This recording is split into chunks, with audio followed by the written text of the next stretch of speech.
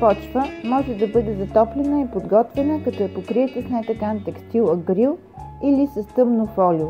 Нетъканият текстил е изключително полезен за тежки и глинести почви, които не задържат влагата. Черното фолио също е много подходящо, защото привлича слънчевата светлина и запазва топлината отдолу. Покрийте площта за засаждане поне една седмица преди това и температурата й ще се повиши най-малко с 2 градуса, което е от съществено значение за новите растения. След като ги засадите, използвайте акрил, за да поддържате температурата около растенията под 34 градуса, но се погрижете да е добре захванат за земята, за да не го издуха вятъра, с метални скоби на равни интервали или като го застопорите с подходящи камъни. Младите растения имат огромна от допълнителна защита, особено нежни растения като разсада от домати, които засаждате директно навън, а нощите са още значително студени. Използвайте акрил, за да покриете лихвите и редовете с разсад.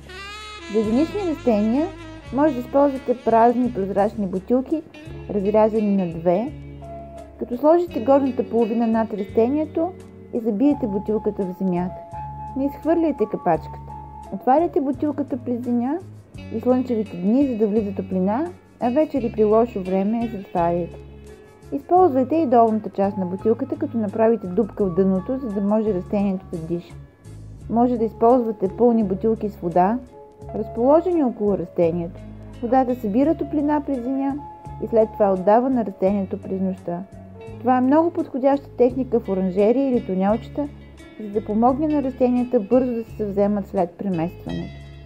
Разбира се, при големи площи и промишлено производство е препоръчително използването на акрил, нетъкан текстил, който пропуска слънчевата светлина и позволява на растенията да дишат.